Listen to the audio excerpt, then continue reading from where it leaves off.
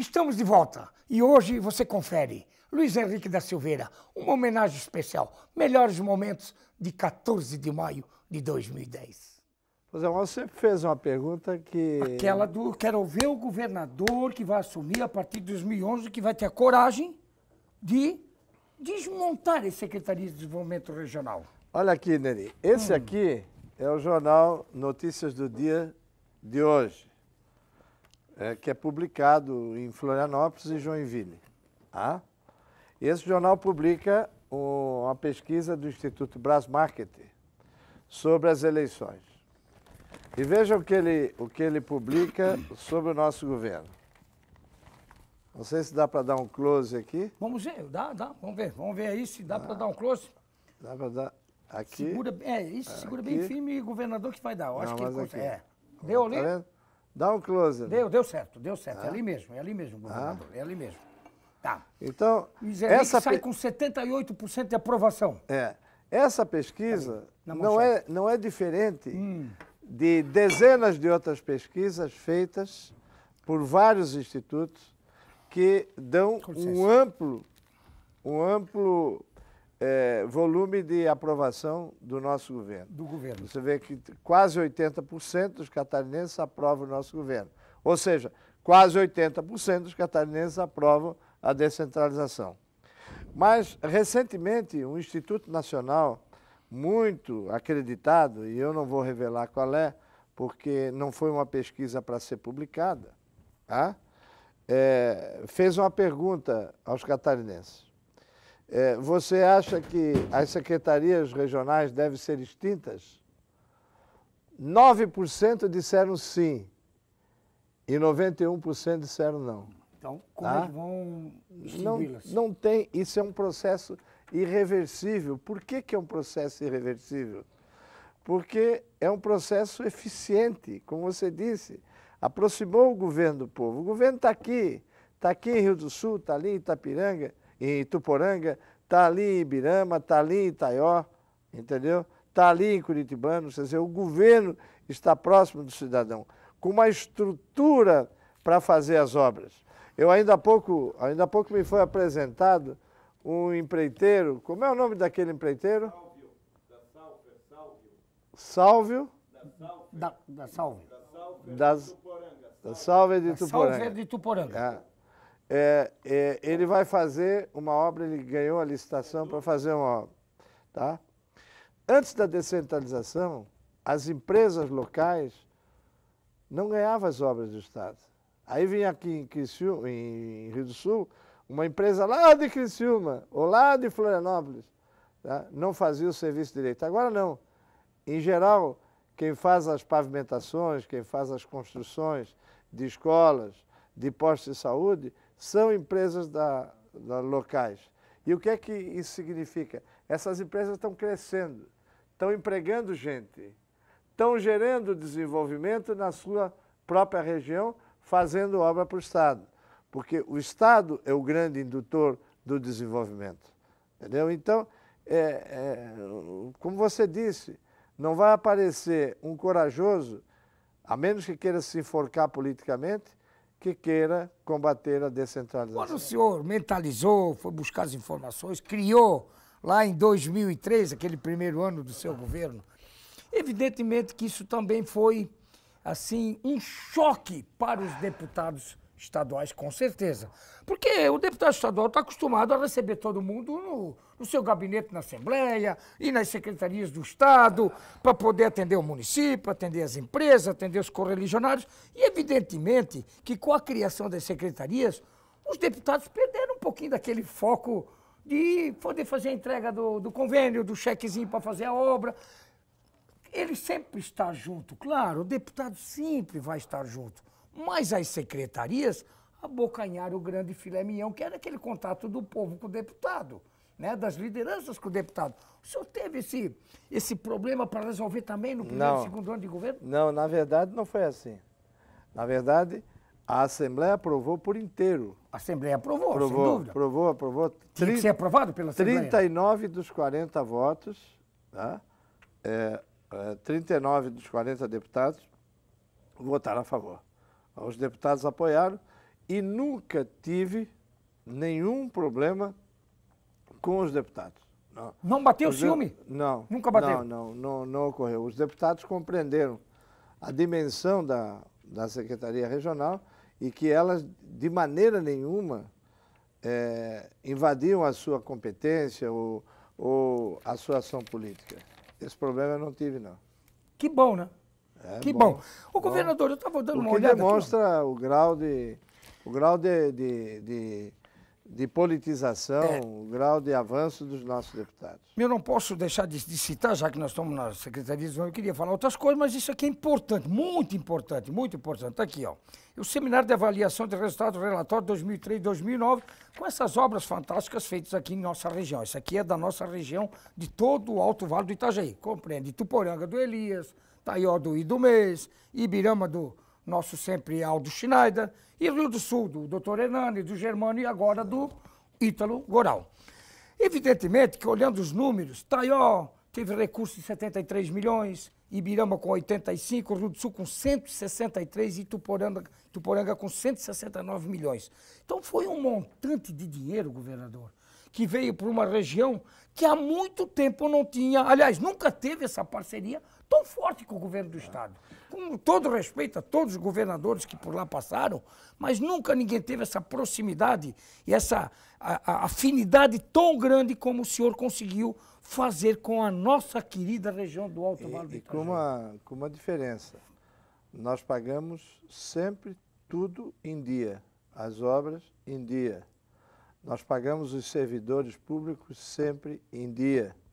Se lembra que no início do meu governo, durante a campanha, diziam que eu ia atrasar salário, que MDB atrasa salário e tal. E nós não só pagamos os servidores em dia, como nós mais que dobramos a folha de pagamento do Estado. A folha de pagamento do Estado era de 1,5 milhão, passou para 4 milhões, tá? Ao longo desses 7 anos. Sempre que possível antecipamos.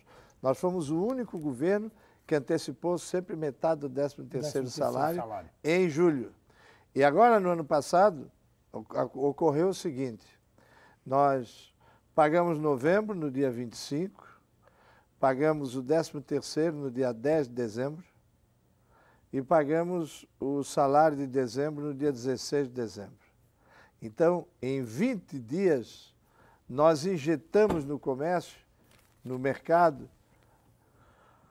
1 bilhão e 100 milhões de reais. Tá?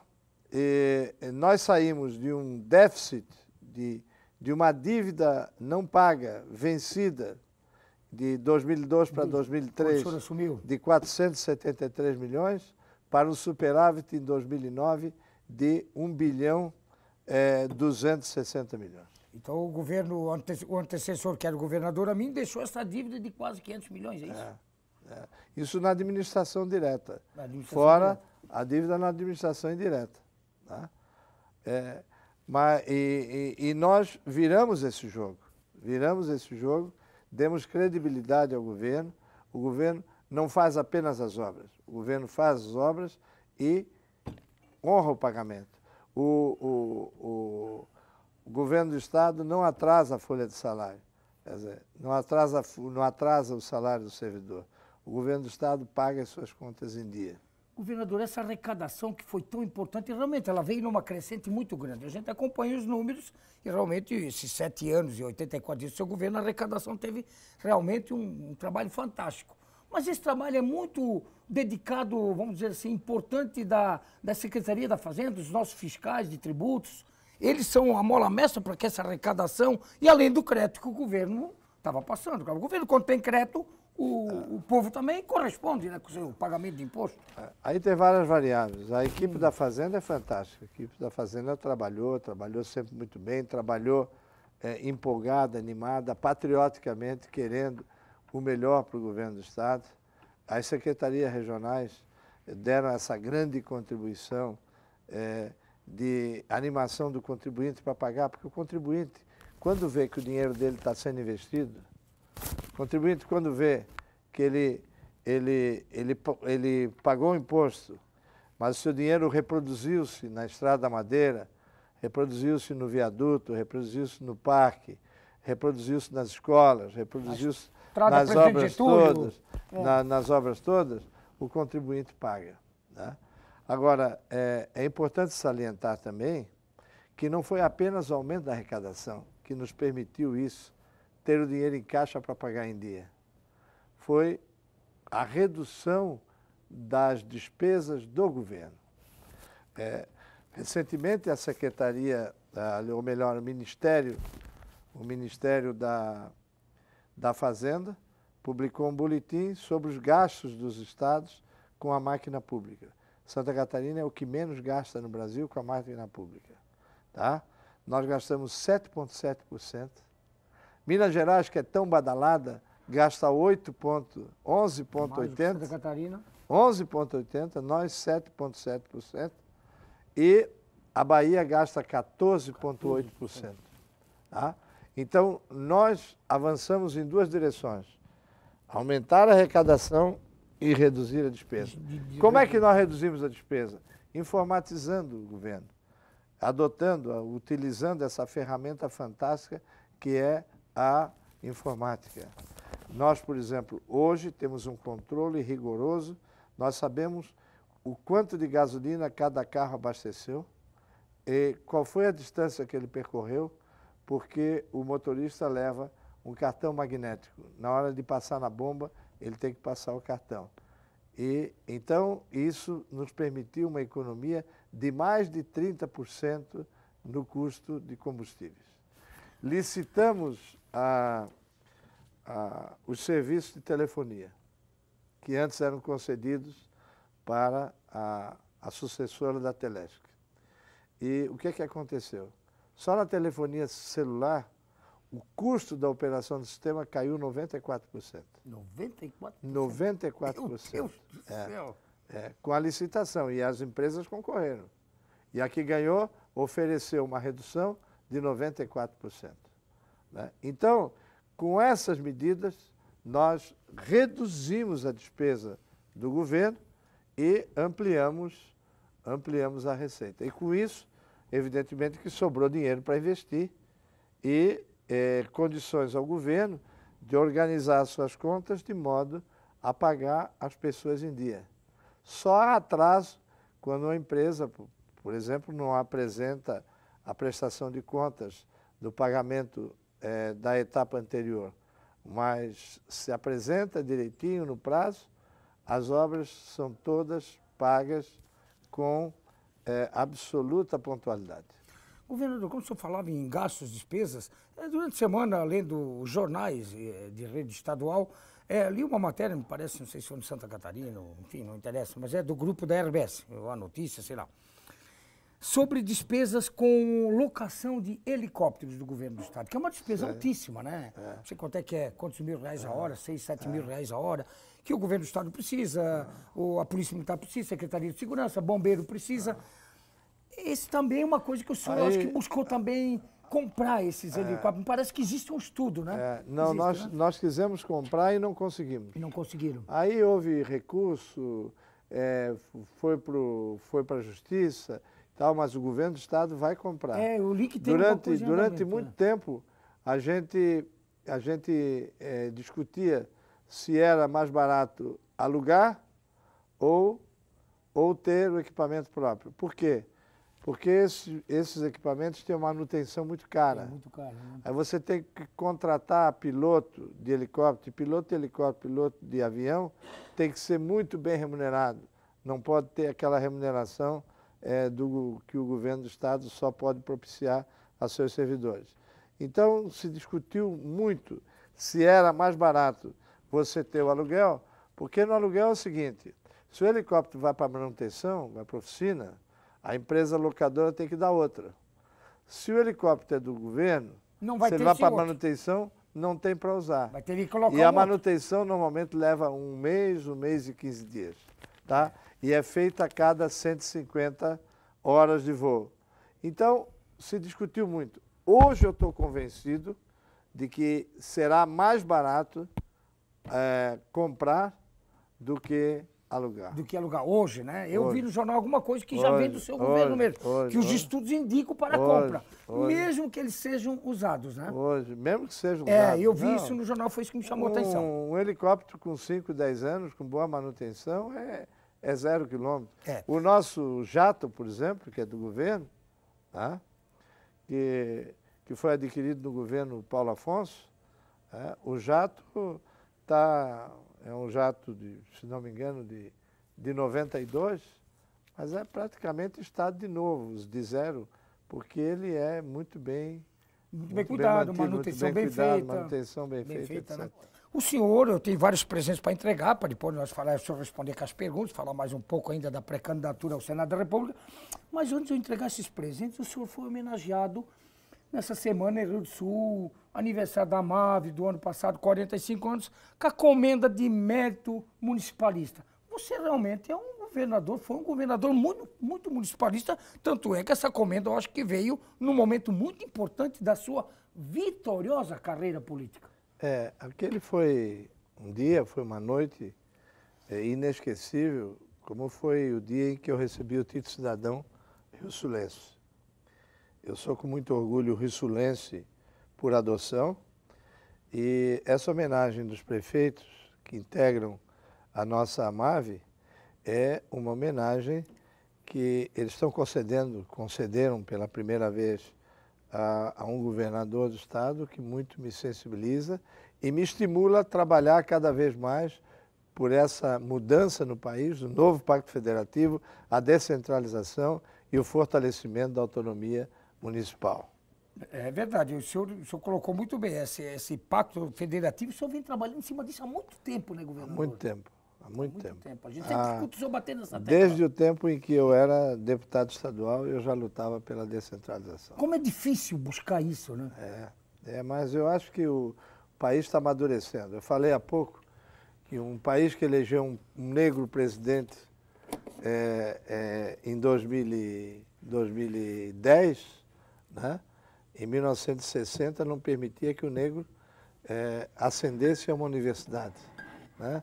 Então, as transformações vão se operando com uma velocidade muito maior do que a gente pode imaginar e nós vamos chegar lá porque isso é imperativo fundamental para o país se desenvolver. É verdade. E o Brasil elegeu um torneiro mecânico. O Lula está aí no término do seu segundo mandato. Outro exemplo. A Bolívia elegeu um índio. Exatamente. Olha só que belo. A Bolívia elegeu um índio. E está aí a demonstração de uma aceitação de quase 80%. Quer dizer, então, porque está fazendo o que interessa ao povo. Essa que é a grande verdade. Nós não vamos aqui tapar o sol com a peneira, né? O homem é do nenonho. Esse Lula também não é fraco, esse homem. Governador, eu queria muito, antes de nós irmos às suas respostas, com as perguntas, entregar para o senhor uma catuaba. Muito obrigado. Lá do Taió. Muito obrigado. Porque o senhor vai gastar muita energia na campanha, o senhor vai andar mais do que como governador, porque tem que pedir o voto, tem que fazer as reuniões políticas, e a gente sabe que a catuaba dá um estímulo, a gente fica mais assanhado, com um espírito mais, e sabe, a gente dá mais adrenalina. Mais adrenalina. O Rolmobs, que o senhor está com azia, não pode comer, mas o senhor vai levar para sua casa de praia. Isso tudo veio lá do nosso Demétrio, aqui o nosso, as estimadas do Demétrio, lá aqui o pé de moleque, que é aquele amendoim, que isso também levanta o astral, né? Depois ainda tem aqui o pastel do Manos Lancha, a bananinha, o bolinho de casa, que o senhor vai levar para a viagem, uns refrigerantes do gasosão, aqui o presente do nosso Dolph Marçal, nosso Foto Marçal do Rubens, do nosso Rodolfo Marçal Filho, da família do Dolph Marçal. Presente da nossa empresa, uma das mais antigas de Rio do Sul, que é o nosso Foto Marçal. Na boca do povo. Aqui eu vou sugerir que os próximos coloquem aqui do lado e no coração do povo. E no coração do povo. Pode deixar para ele dar um close ali, governador. Levanta ali um pouquinho para ele dar um close. Segura firme ali. Isso. Vamos botar isso para cá. Exato. Isso aqui depois o senhor vai pegar para levar na sua viagem. Tudo bem. Aqui ainda esqueci, mas que mandaram também. Entrega para o governador, ele um pirulito. Normalmente se dá para a criança, mas eu não vou dar um pirulito para o governador. Não, tem tanto concorrente que chora porque ele é muito forte, que quando ele chorar, precisa dar um pirulito para o chorão. Pronto. Não, é pena que não vieram dois, que eu daria para cada um dos meus netos. Mas se o senhor ainda, eu sou capaz de arrumar hoje, ainda se der tempo para o senhor levar. Sou capaz de arrumar. E esse aqui só pode ir abrindo, que é um brinde que o nosso vice-prefeito Gariba Ele E olha lembrou de um momento importante, Neri. e olha a Eu minha- vou fazer um presente para você entregar no programa para o governador Luiz Henrique, um brinde do Brejeiros da Madrugada, do qual o senhor foi muito parceiro. foi E o nada. Gariba é o grande baluarte do nosso Brejeiros da Madrugada. Gariba, nosso Gariba, vice-prefeito vice-prefeito. extraordinário. Isso, governador. Pode ficar bem à vontade. Isso aqui vamos jogar aqui.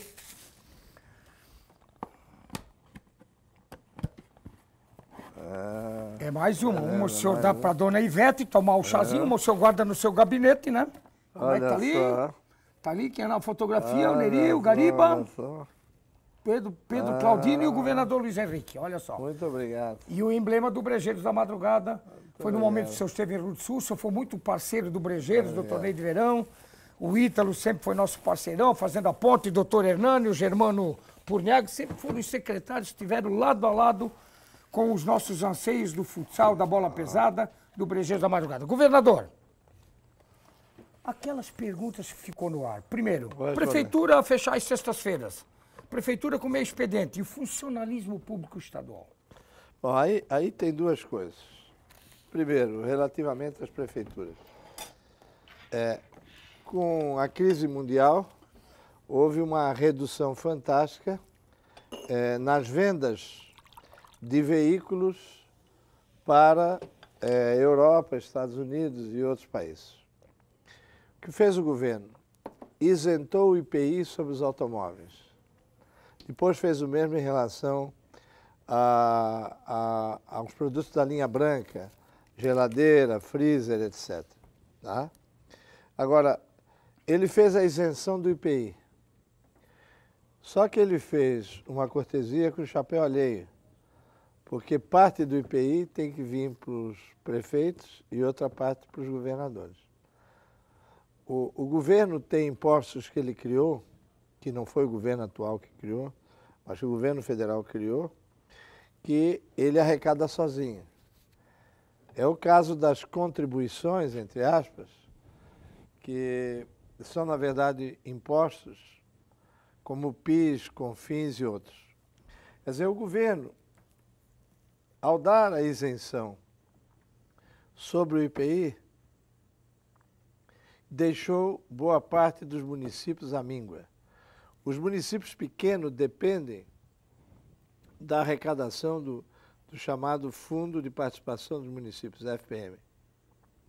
E o FPM... Encolheu. Encolheu. Claro, encolheu.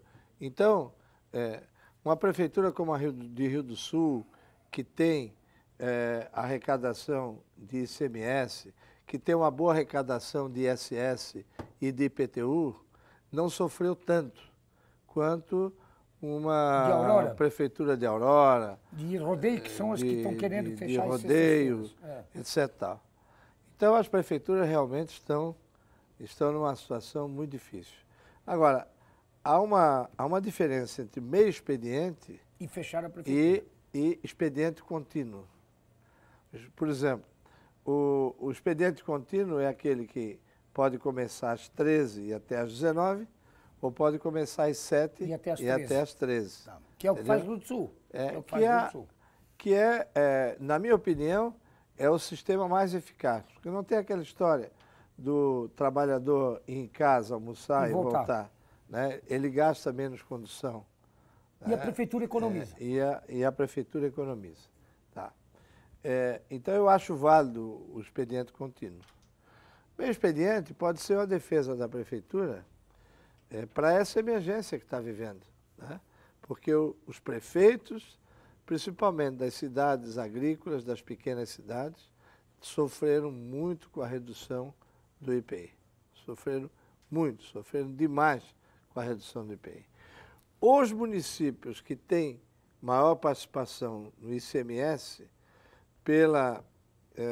pelo dinamismo da indústria, do comércio, etc. Tal, esses municípios sentiram muito, porque o ICMS aumentou muito, como eu lhe falei. A arrecadação do Estado aumentou muito. E você sabe que no ICMS 25% é dos municípios.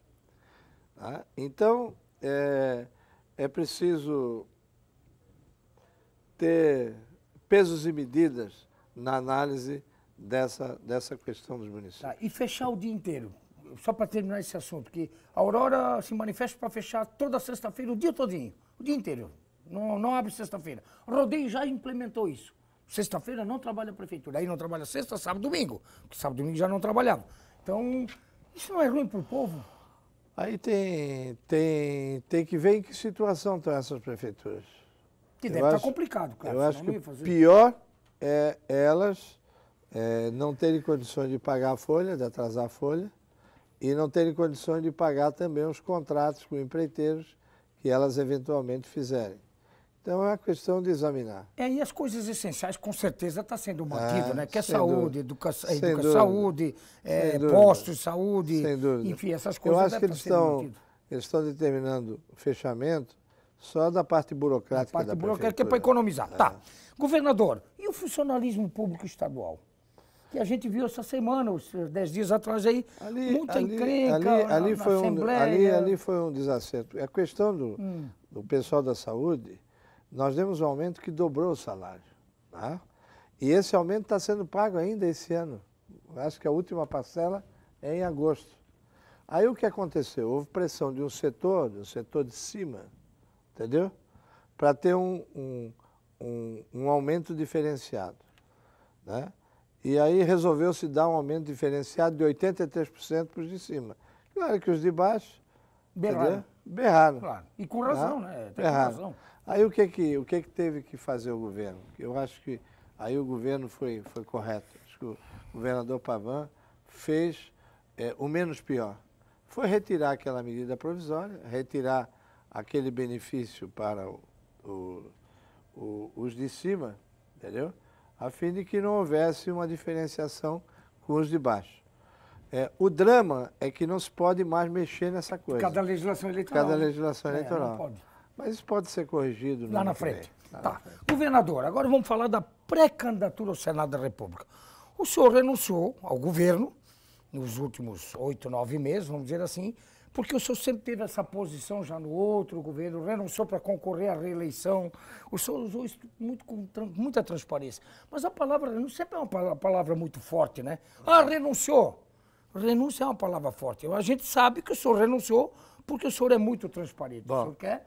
E o Pavão assumiu o governo.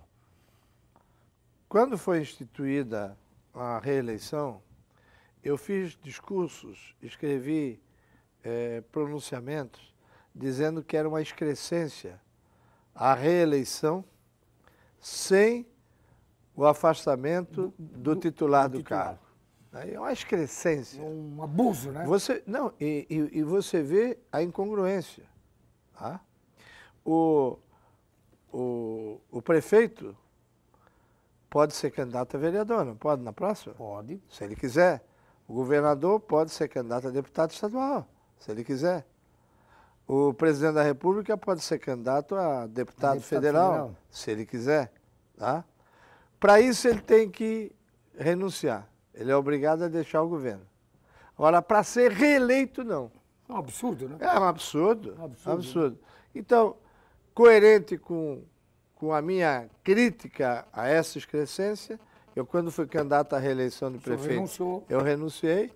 E quando eu fui candidato a governador, eu renunciei. Né? Quando eu fui candidato a prefeito, era diferente.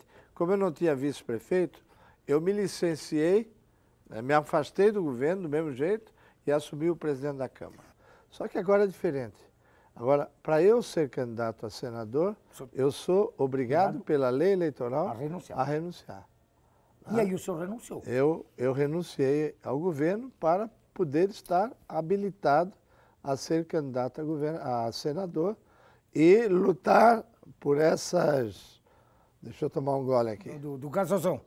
O gasozão framboesa, cor do PMDB, vermelho. E lutar por essas reformas pelas quais eu luto há tanto tempo. Governador, a sua renúncia ocorreu antes do prazo fatal, que era 31 de março, justo? Que poderia renunciar até 31 de março. Justo. A imprensa, principalmente o Jornal Notícia, a coluna do Cláudio Prisco, colocou que o senhor... Ele colocou assim, ó, o governador Luiz Henrique deu uma manchada na sua carreira política porque deixou claro que quis ajudar o vice-governador Pavão em função da Operação Transparência. O senhor poderia ter renunciado no dia 31. Foi em função não de dar uma ajudazinha, um amor para o companheiro que foi muito leal ao senhor? Não tem nada a ver com isso. Porque o que o colunista quis insinuar? Que no dia 31 de março, o tribunal haveria de receber a denúncia contra o senador Pavão. Só que isso não iria ocorrer.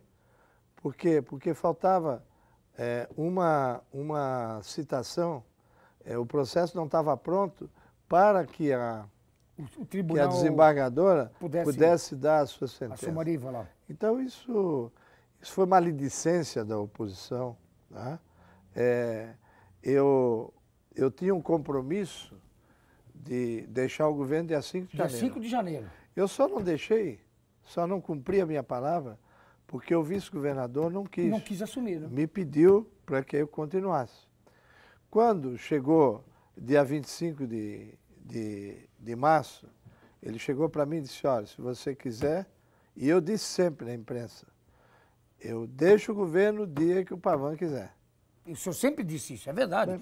E o senhor é tido como um político de palavra. O senhor é tido como um político de palavra. No dia 23, o Pavão disse que estava em condições de assumir, e aí combinamos. Então, dia 25 eu entrego o governo e dia 25 entreguei. Governador, pré-candidatura agora. Nós temos 5, 6 minutos de programa.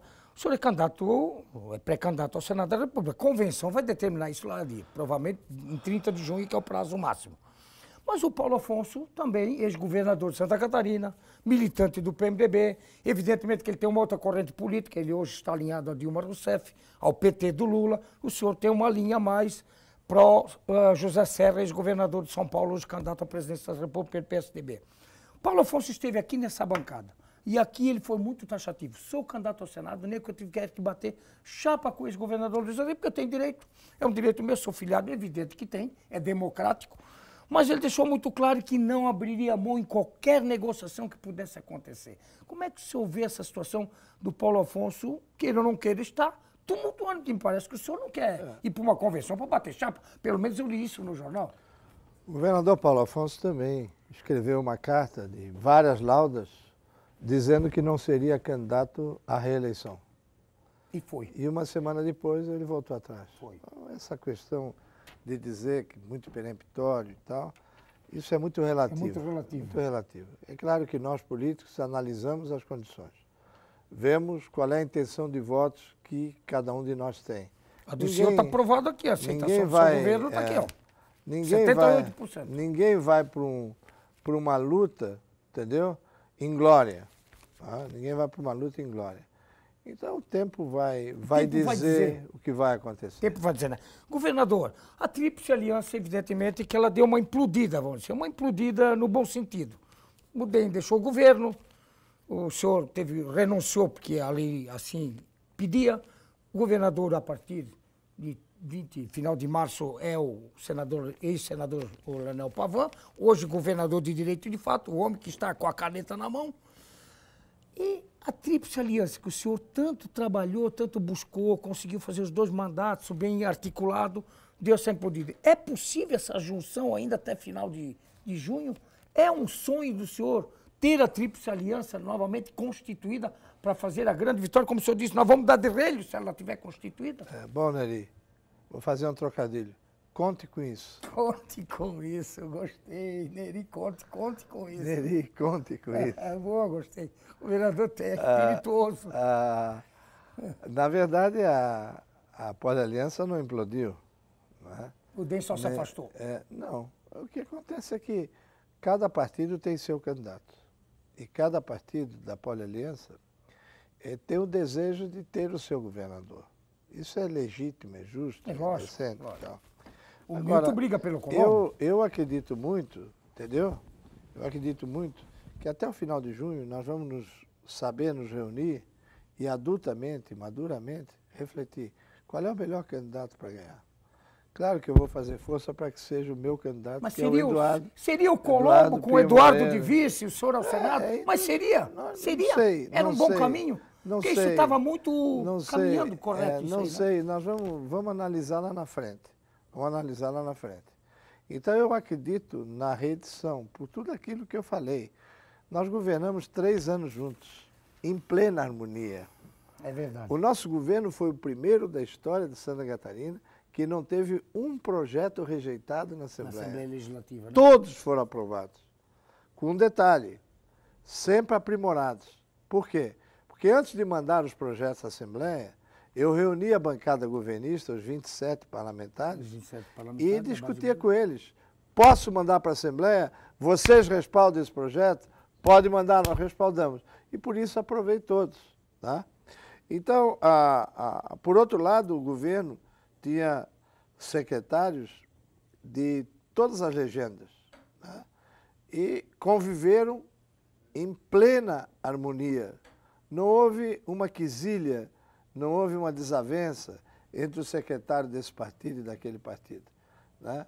E se nós vivemos em harmonia até hoje, no Legislativo e no Executivo, por que não vamos estar juntos? Mesmo que aquela pré-convenção determinou que o PMDB vai ter chapa pura, e a gente sente muitos prefeitos até querem chapa pura, enfim.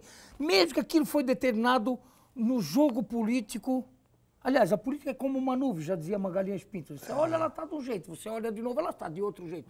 Pode haver uma mudança, né? E essa tríplice pode acontecer, então, que é o grande sonho. Pode. Agora, se não acontecer no primeiro turno, seguramente acontece no primeiro turno, seguramente acontece. Acontece no segundo, tá.